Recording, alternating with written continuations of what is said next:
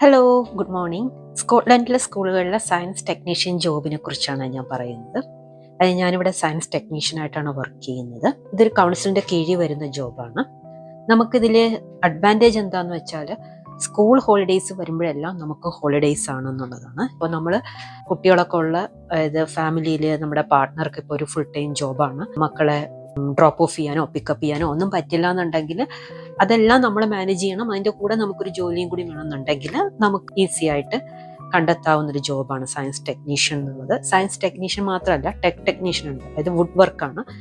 അത് പിന്നെ വുഡ് ടെക്നോളജിയിൽ കൂടുതൽ നോളജ് ഉള്ളവർക്കാണ് പറ്റുക. സാധാരണ നമ്മൾ ഇന്ത്യയിൽ നിന്ന് വരുന്നവർക്ക് അതിൽ വളരെ കുറവാണ്. അതിനെക്കുറിച്ച് കാര്യമായിട്ട് അവയർനെസ് ഉണ്ടാവാറില്ല. പക്ഷേ ഫിസിക്സ്, കെമിസ്ട്രി, ബയോളജിയിലൊക്കെ ഡിഗ്രി എടുത്തവരാണെങ്കിൽ നമുക്ക് സയൻസ് ടെക്നീഷ്യനായിട്ട് ഈസി ആയിട്ട് വർക്ക് ചെയ്യാൻ പറ്റും. അപ്പോൾ ഇതിനെക്കുറിച്ചുള്ള കൂടുതൽ വിവരങ്ങൾ ഞാൻ എൻ്റെ യൂട്യൂബ് ചാനലിൽ ഫുൾ ലെങ്ത്തിൽ ഒരു വീഡിയോ ചെയ്തിട്ടുണ്ട്. കൂടുതൽ ഡീറ്റെയിൽസ് അറിയണമെങ്കിൽ ആ വീഡിയോ കാണാം. Okay, thank you, by.